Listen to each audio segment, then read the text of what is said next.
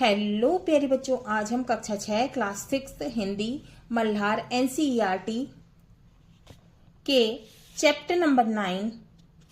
Chapter का नाम है मैया मैं नहीं माखन खायो को पढ़ेंगे, समझेंगे, इसका अनुवाद करेंगे, जिसे लिखा है सूरदास जी ने। ठीक है, किसने लिखा है? सूरदास जी ने। तो शुरू करते हैं। मैया मैं नहीं माखन खायो, भोर भये भयो गैयन के पाछे, मधुबन मोहि पठायो, चार पहर बंसी बट भटक्यो, सांझ परे घर आयो, मैं बालक बहियन को छोटो, छींको कहीं विधि पायो, ग्वाल बाल सब बैर परे हैं, बरबस मुख लपटायो। ठीक है, अब इसमें मैया का अर्थ है माँ, भोर का मतलब है सुबह, भोर भयो माने सुबह हुई, गैयन का मतलब है गाय, के पीछे के पाछे का मतलब है के पीछे, मधुबन, मधुबन होता है मधुबन का अर्थ है मथुरा के पास, यमुना के किनारे का एक वन। ठीक है, मोहि पठायो माने मुझे भेज दिया, चार पहर बंसी बट, अब बंसी बट का मतलब है एक वट वृक्ष, जिस पर बैठकर श्री कृष्ण भगवान क्या करते थे? बांसुरी बजाते थे। सांझ परे घर आयो का मतलब शाम होते ही मैं घर आता हूँ। मैं बालक बहियन को छोटो मतलब मेरे छोटे छोटे हाथ हैं, मेरी छोटी छोटी बहियां हैं। छींको, छींको का मतलब होता है रस्सी का बना हुआ एक जाल, जो कि ऊपर लटका दिया जाता था और किसी चीज से लटका दिया जाता था और उसके ऊपर खाने पीने की चीजें रखी जाती थी, जैसे कि मक्खन मटकी में भर के उसके ऊपर रख दिया जाता था और भी दूसरी चीजें। कहीं विधि माने किस तरह, पायो माने पाना, ग्वाल बाल सब बैर, बैर का मतलब होता है शत्रुता, बरबस का मतलब है जबरदस्ती, मुख लिपटायो का मतलब है मुंह पर लगा दिया। ठीक है, अब यहाँ बच्चों आपको दिख रहे हैं भगवान कृष्ण, है ना, और ये ग्वाल बाल उनके दोस्त मित्र, और ये माखन निकालते हुए, और ये है छींका, है ना। अब इसका अर्थ समझते हैं। महाकवि सूरदास श्री कृष्ण की नटखट बाल लीलाओं का वर्णन करते हुए कहते हैं कि माता यशोदा द्वारा श्री कृष्ण को माखन चुराकर खाते हुए पकड़े जाने पर श्री कृष्ण अपनी माँ के सामने सिद्ध करने का प्रयास कर रहे हैं कि उन्होंने माखन नहीं खाया है, और वो कहते हैं मैया मैं नहीं माखन खायो, मतलब माँ मैंने माखन नहीं खाया है। भोर भयो गैयन के पाछे, सुबह होते ही तुमने मुझे गैयों के पीछे भेज दिया है ना, सुबह होते ही तुम मुझे गायों के पीछे भेज देती हो। कहाँ पर? मधुबन, मधुबन मोहि पठायो माने सुबह होते ही तुम मुझे मधुबन गायों के पीछे भेज देती हो। चार पहर बंसी बट भटक्यो, चार पहर में बंसी बट में भटकता हूँ, सांझ परे घर आयो, और शाम को मैं घर आता हूँ। मैं बालक बहियन को छोटो, मैं छोटा सा बालक हूँ और मेरे छोटे छोटे हाथ हैं। छींको कहीं विधि पायो, और मैं छींका किस तरह से पा सकता हूँ। ग्वाल बाल सब बैर पड़े हैं, ग्वाल बाल जो हैं मुझसे शत्रुता रखते हैं। बरबस मुख लपटायो, इन्होंने शत्रुता पूर्वक मेरे मुख पर मक्खन लगा दिया है। ठीक है, क्योंकि वे मुझे क्या कर रहे हैं? दोषी सिद्ध करना चाहते हैं। अब है दूसरा, तुम माता मन की अति भोरी, मतलब माता तुम मन की कैसी हो? बहुत ही भोली हो। इनके कहे पतियायो, भोरी का मतलब है भोली, इनके कहे पतियायो, पतियायो का मतलब होता है विश्वास कर लिया। जिये का मतलब है मन में, जिये तेरे कछु भेद उपजी हैं,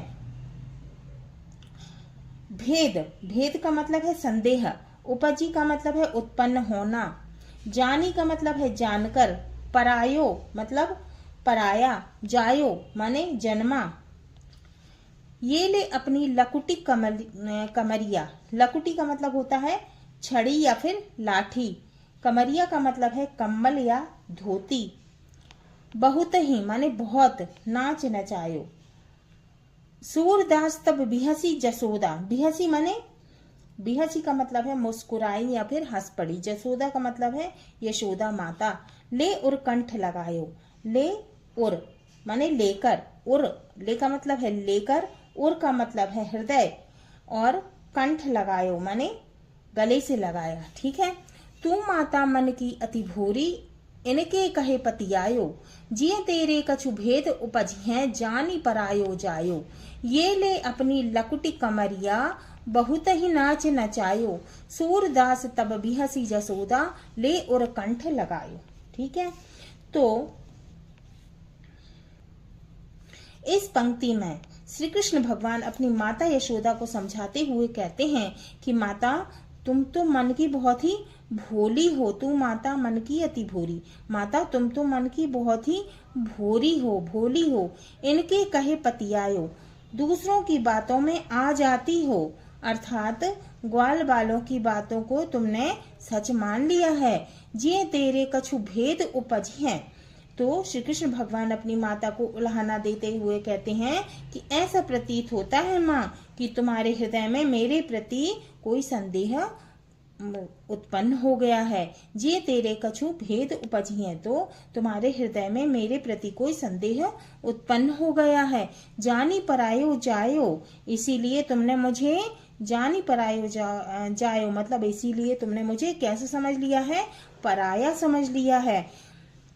ये ले अपनी लकुटी कमरिया, बहुत ही नाच नचायो। ऐसा कहकर श्री कृष्ण यह बताने का प्रयास कर रहे हैं कि अगर माता उन्हें सच्चे मन से अपना बेटा समझती तो कभी भी उन पर माखन चोरी का संदेह नहीं लगाती। फिर क्या कहते हैं श्री कृष्ण भगवान कहते हैं कि ये ले अपनी लकुटी कमरिया, माता तुम ये अपनी लकुटी अर्थात लाठी भी ले लो और कमरिया कम्मल भी ले लो। बहुत ही नाच नचाया तुमने मुझे, बहुत नाच नचाया है।